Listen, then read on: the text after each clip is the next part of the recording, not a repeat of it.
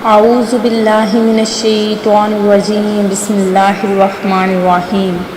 اللہ کے نام سے شروع جو بڑا مہربان نہایت رحم کرنے والا ہے۔ مون وظائف چینل کی جانب سے تمام ناظرین کو السلام علیکم ورحمۃ اللہ وبرکاتہ۔ میں اپنا چینل مون وظائف کی جانب سے آپ کی خدمت میں ایک نہایت ہی مجرب اور عامل وظیفہ لے کر حاضر ہوئی ہوں۔ جمعۃ المبارک کا دن ہے اور بہت ہی بابرکت اور نہایت ہی فضیلت والا دن ہے، اور ہمارے درمیان ذوالحجہ چونکہ آ چکا ہے اور اس کی پہلے ہی دن جمعرات اور جمعے کا دن بہت ہی برکتوں اور فضیلتوں والا دن آ چکا ہے، تو ناظرین آپ نے یہ دن بالکل بھی کوتاہیوں میں نہیں گزارنا۔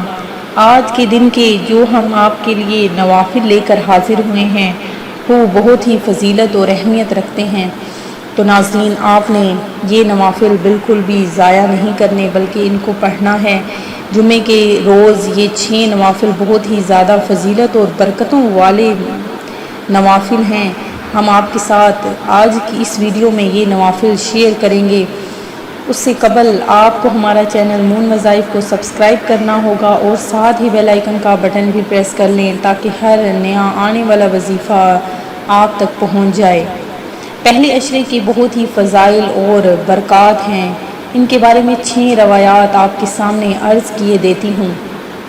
اللہ کریم کے نزدیک کوئی دن عشرہ ذوالحجہ کے ایام سے نہ زیادہ عظیم ہے اور نہ ان دنوں سے بڑھ کر کسی دن کا نیک عمل اسے محبوب ہے، لہٰذا ان دنوں میں تحلیل یعنی لا الہ الا اللہ، تکبیر یعنی اللہ اکبر اور تحمید یعنی الحمدللہ کی کثرت کرو۔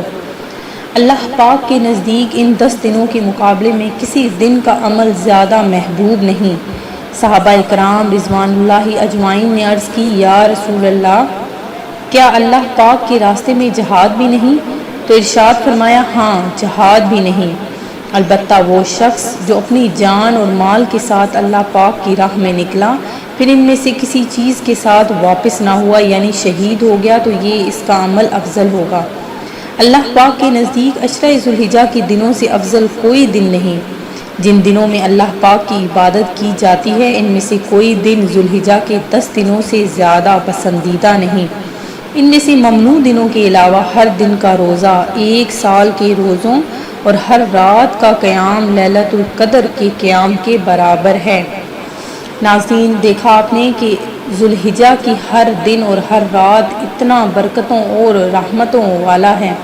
ذوالحجۃ الحرام بہت ہی بابرکت مہینہ ہے، اس مہینے میں عبادت و ریاضت کے بہت زیادہ فضائل ہیں۔ ذوالحجہ کی پہلی رات یعنی کہ جو عشاء کی نماز ہوگی، آپ نے عشاء کی نماز کے بعد 2 رکعت کر کے 4 رکعت پڑھنی ہے۔ ہر رکعت میں سورہ فاتحہ کے بعد سورہ اخلاص 25 مرتبہ پڑھیں۔ اللہ کریم اس نماز پڑھنے والے کو بے شمار نمازوں کا ثواب عطا فرماتا ہے۔ پہلی رات سے 10ویں رات تک روزانہ عشاء کی نماز کے بعد 2 رکعات پڑھیں۔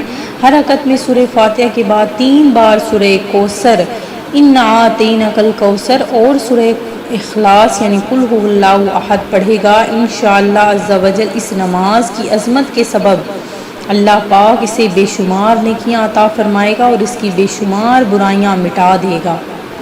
تو ناظرین آپ نے ہر دن کو بالکل بھی ضائع نہیں کرنا، اسے بالکل بھی کوتاہیوں میں نہیں گزارنا، تو زیادہ سے زیادہ آپ نے ذکر و اذکار کرنا ہے، درود پاک پڑھنا ہے اور تسبیح و تحلیل جو میں نے آپ کو پہلے بتائی ہے وہ آپ نے لازمی کرنی ہے۔ ذوالحجہ کے 10 دن آپ نے روزانہ سورہ والضحیٰ جو 30ویں پارے میں ہے اسے بکثرت پڑھنا ہے۔ اس کے پڑھنے والے کو اللہ پاک جہنم کی آگ سے نجات عطا فرماتا ہے۔ اللہ پاک اس مبارک مہینے میں ہمیں بھی مکہ مکرمہ اور مدینہ منورہ کی باادب حاضری نصیب فرمائے اور اس ماہ مبارکہ میں خوب عبادات کرنے کی توفیق عطا فرمائے، آمین بجاہ النبی الامین۔ عشرہ ذوالحجہ میں روزانہ باوضو کسی بھی وقت سورہ فجر کا پڑھنا بہت افضل ہے، اور جو ایسا کرے گا اللہ پاک بروز قیامت اس کی بخشش فرما دے گا، اور اس کے لیے اس دن کوئی بھی جو بھی وہ کام کرے گا اس کے لیے بہت زیادہ فضیلت اور اہمیت رکھتا ہے۔ ناظرین، جو میں آج آپ کے لیے وظیفہ لائی ہوں وہ ذرا سن لیجئے کہ کس طریقے سے آپ نے نوافل ادا کرنے ہیں۔ جمعہ کا روز ہے جو نہایت ہی برکت اور رحمتوں کا سردار دن مانا جاتا ہے۔ اس دن مانگی ہوئی ہر دعا قبول ہوتی ہے۔ دنوں کا سردار افضل دن جمعہ کا دن کہلاتا ہے۔ اسی روز یہ دنیا بنائی گئی اور اسی روز اس دنیا کو ختم ہونا ہے۔ تو ناظرین، جمعۃ المبارک ویسے ہی بہت زیادہ برکتوں اور فضیلتوں والا ہے، تو چونکہ ذوالحجہ کا پہلا جمعہ ہے تو آپ نے ذوالحجہ کا جو یہ دن ہے اسے بالکل بھی ضائع نہیں کرنا، اسے آپ نے غفلت میں نہیں گزارنا۔ آپ نے کیا کرنا ہے کہ ذوالحجہ کے جمعہ میں 2 رکعت کر کے آپ نے 6 رکعت پڑھنی ہے، 2 کر کے۔ ہر رکعت میں سورہ فاتحہ کے بعد 15 بار آپ نے سورہ اخلاص یعنی قل هو اللہ احد پڑھنی ہے۔ چھٹی رکعت کے سلام کے بعد یعنی آپ نے جب 6 رکعت ادا کر لینی ہے تو آپ نے سلام کے بعد 10 بار لا الہ الا اللہ المالک الحق المبین یہ آپ نے 10 بار پڑھنا ہے، اور پھر اس کے بعد 10 بار درود پاک پڑھنا ہے۔ تو اللہ عز و جل اس نوافل کی برکت سے سب سے پہلے اسے جنت میں داخل فرمائے گا، اور دنیاوی زندگی میں آپ کی 70 حاجات پوری فرمائے گا، جس میں سے ادنا حاجت آپ کی جو رزق کی تنگی ہے اس کی ہوگی، یہ آپ کی رزق کی تنگی کو دور کر دے گا۔ تو آپ نے ناظرین اسے لازمی پڑھنا ہے۔ انشاءاللہ عز و جل آپ کی جو پریشانیاں مشکلات ہیں وہ حل ہو جائیں گی، اور جو آپ کی دینی دنیاوی دعائیں ہیں وہ مقبول ہو جائیں گی۔ تو آپ نے اسے بالکل بھی مس نہیں کرنا، اسے پڑھنا ہے۔ انشاءاللہ عز و جل آپ کی جو بھی پریشانیاں ہیں، جو بھی مشکلات ہیں وہ حل ہو جائیں گی۔ ناظرین، اس کے علاوہ جنہوں نے ہمیں دعا کے لیے کہا ہے، اللہ تبارک و تعالی ان کی دعاؤں کو شرف قبولیت عطا فرمائے، جو ان کی حاجات ہیں وہ بھی پوری فرمائے۔ تو آپ نے یہ جو نوافل میں نے آپ کو بتائے ہیں یہ جمعہ کے روز لازمی کرنے ہیں۔